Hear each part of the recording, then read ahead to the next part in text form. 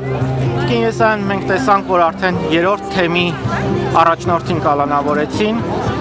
ինչ կասեք այս օրերին, հա, տեղի ունեցողին, արդեն վեհափառի դեմ է քրեական վարույթ հարուցվել, ուր է տանելու այս ամեն ինչը։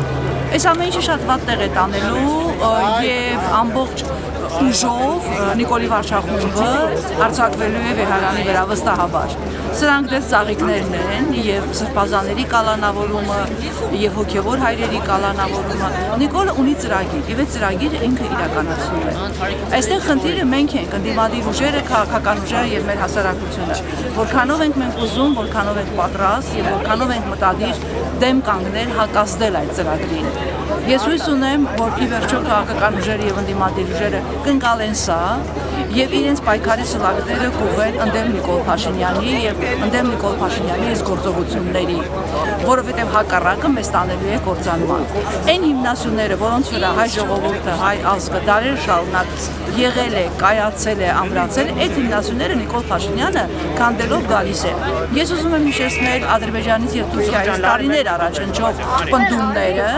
որ Հայաստանի եռամիասնությունը, հայ ժողովրդի եռամիասնություն, այն է Արցախի հանրապետություն, Հայաստանի հանրապետություն եւ Սփյուռք։ Այդ եռամիասնությունը իրանց նյարդերի վրա ահավոր ազդում էր թուրքական աշխարհին։ Եվ նրանք տարիներ շարունակ փաստորեն հետևողականորեն եկան հասան այսօրվան, որ այդ եռամիասնությունը քանդեն։ Այսօր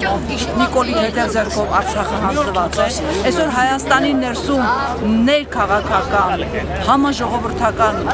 պայքար է, այսինքն իշխանության պայքարը, պետության, իշխանության ահաբեկչական, տերորիստական գործողությունները ընդդեմ հայ ժողովրդի։ Եվ այսօր մեր Սփյուռքում անհասկանալի վայրի վերումներ են։ Եվ այն հիմնական հենասյունը, որի վրա այս եռամիասնությունը կառուցված էր, դուք ինձ լավ գիտեք, հայ առաքելական եկեղեցին է եւ քրիստոնեական մեր հավատը։ Այդ հենասյունը իրենք արդեն սասանել են, որովհետեւ ցավոք սրտի ես պիտի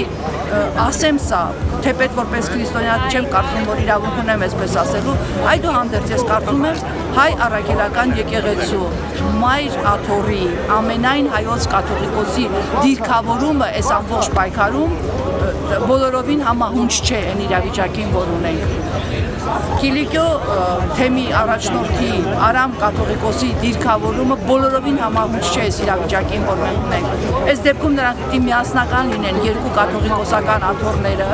եւ միասնաբար պաշտպանեն ամենայն հայոց եկեղեցին։ Իսկ պաշտպանելով ամենայն հայոց եկեղեցին, հայ առաքելական եկեղեցին, իրենք պաշտպանելու են հայ ժողովրդին։ Իրենք պաշտպանելու են հայ ժողովրդին, որովհետեւ դարեր շարունակ եկեղեցին ա եղել այն կառույցը, այն ամրոցը, որը պաշտպանել է հայ ժողովրդին բոլոր կոտորածներից, կործանումներից, ցեղասպանություններից։ Դրա համար իրենք պիտի ճիշտ դիրքավորվեն։ Այս վախվորած ցույց հայտարարությունների մակարդակով ամենայն հայոց կաթողիկոսի պահվածքը ամենևին տեղին չի։ Ես ուղղակի որպես քրիստոնյա, որպես հավատավոր հայ առաքելական եկեղեցու հետևորդ խնդրում եմ ամենայն հայոց կաթողիկոսին, որ ի վերջո համարժեք պատասխան տա այս ահաբեկչությանը ընդդեմ եկեղեցու, այս տերորիզմին ընդդեմ հայ ժողովրդի, այս ահաբեկչությանը ընդդեմ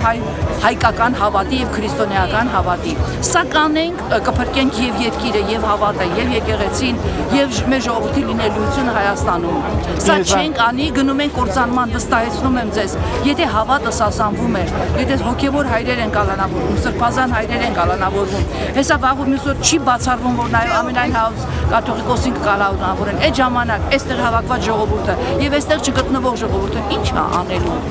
Արդարացնելու է Նիկոլ Փաշինյանի եւ այս վարչախմբի գործողությունները։ Այսինքն մենք իրավիճակին համարժեք գործողություններ չենք իրականացնում։ Հիմա այսօր այստեղ հավաք է, մեր ձևով շարժման հավաքն է ի պաշտպանություն Սամվել Կարապետյանի եւ բոլոր քաղաքմարտարկյալների։ Ինչ է տալու հետո այս հավաքը, հետագա քայլերը։ Այսինքն մենք հիմա հայտնվել ենք մի վիճակում, երբ որ իշխանությունն է միայն օրակարգ թելադրում։ Երբ որ Նիկոլ Փաշինյանն է թելադրում օրակարգերը, մենք գնում ենք այդ օրակարգերի հետևից դժգոհելով, ջղայնանալով, նեղ սրտելով։ Ի վերջո այս 7 տարիների ընթացքում եւ ընդդիմությունը եւ հասարակությունը եւ ամբողջ հայ ժողովուրդը համայն աշխարհում պիտի հասկանա, որ պիտի ի վերջո ինքը դառնա օրակարգի թելադրողը, որովհետեւ այս երկիրը զավթված երկիր է։ Այս երկիրը առևանգ գողացված երկիր է, այս երկրի պետականությունը գողացված է։ Մենք պիտի հետ բերենք այդ գողոնը, այսինքն մեր պետությունը դարձնենք հայկական պետականություն։ Սա կարողանանք անել բոլոր մյուս հարցերը լուծելու։ Ես եմ որքանով է ճիշտ մարտավարություն, հա, այսօրվա քաղաքական ուժերի դիրքավորումները, որոնք ըստ էության չեն միավորվում, բոլորը իրենց առանձին պայքարն են տանում եւ ձեր նշած, հա, Նիկոլ Փաշինյանի օրակարգով հիմա բոլորը սկսել են, այսպես ասած, իրենցից վանել, թե նախկինների հետ մենք գործ չունենք, մենք մեր օրակարգով գնում ենք 26 թվականի խորհրդարանական ընտրությունների։ Այսպիսի ընդդիմությունով կարողանալու ենք մենք։ Սա ամենավտանգավոր բանն է, որ այսօր կատարվում է։ Բաժանիր որդիր այս սկզբունքը բոլոր ժամանակներում միշտ հաղթել է։ Եվ բոլոր իշխանությունները, բոլոր բարբարոսները, բոլոր զավթիչները,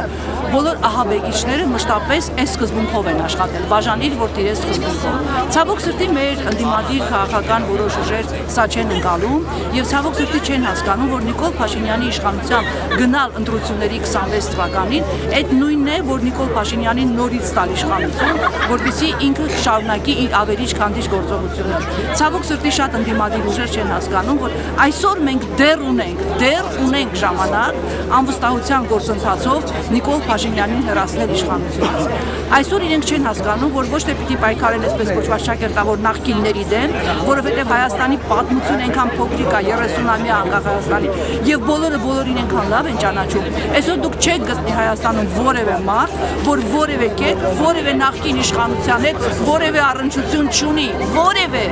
Այսինքն այս երկրի քաղաքացին են եղել իրանք։ Այս կամ այն կերպ այս 30 տարիներին նախկին իշխանությունների հետ մեծ կամ փոքր առնչություն ունեցել են։ Դրա համար այդ նախկին ներկա կռիվը մտածածին սարկված կռիվ է, ցավոք սրտի սա դեռ աշխատում է եւ ընդդիմադիր շատ ուժեր, որոնք այո ունեն էլեկտորատ, ունեն ուժ, ունեն հնարավորություն, պիտի թողնեն այս նախկին ներկայի կռիվը, պիտի թողնեն իրենց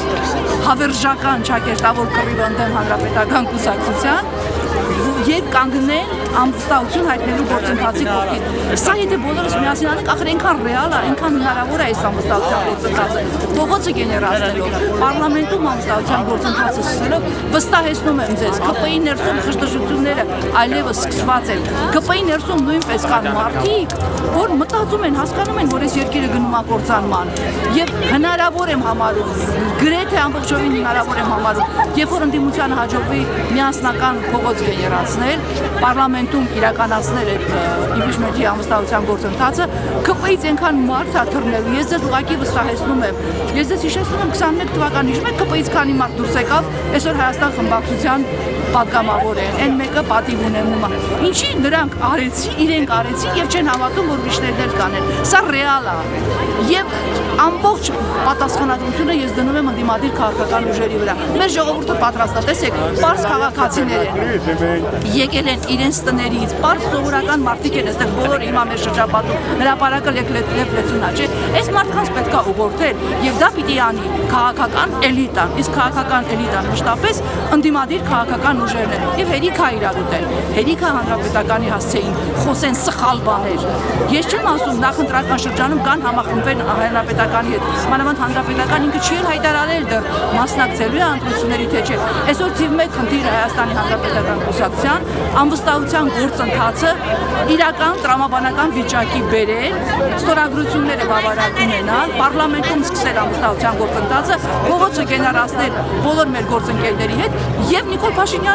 հեռացնել իշխանությունից։ Բայց այս ինչ կոմպլեքս է, հա, նախկիններից խուսափելու։ Ի վերջո այսօրվա իրավիճակով գոնե մի բան էլ չպիտի պարտ լինեին, նախկինների օրոք ունենք Արցախ, եկեղեցին էլ իր դիրքում էր, իր տեղում էր։ Կոմպլեքս չէ, սա սովորական մարդկային ապիշտիկություն է եւ նախանց, եւ ընդ որում դա ես չէի վերագրի ընդդիմադիր ուժերի բոլոր շարքային անդամներին։ Սա որոշակի անհատներ են, որոնք այդպես էլ չհասկացան, որ եթե իրենք խոսում են ընդդեմ Հայաստանի Հանրապետական կուսակցության կամ ընդդեմ Սերժյանի, իրանք դրանից ավելի լավը չեն լինի, իրանք ռեյտինգը դրանից չի բարձրանում։ Ու երբ որ հայտարարում են, որ ոչ մի կերպ մենք հանրապետականի հետ չենք միանա, նա եկեք հարցրեք հանրապետականը ինչ պայման պայմաններով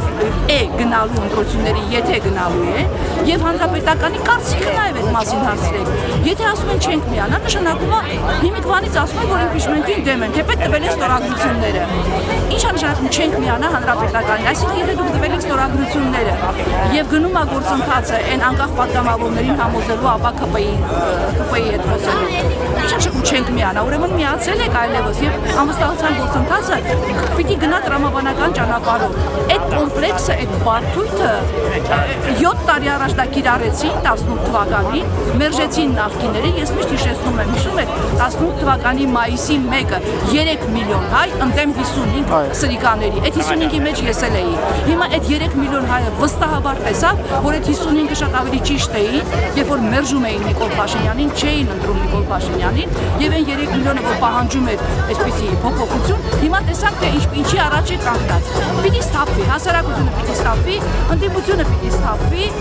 որպեսզի մենք երկիրը կարողանանք իրականում փրկել։ Սա ազգային ազատագրական խնդիր է, սա սովորական ընտրություն չի, մանդատի խնդիր չի, իշխանության խնդիր չի, սա երկիրը զավթիչներից ազատելու խնդիր է։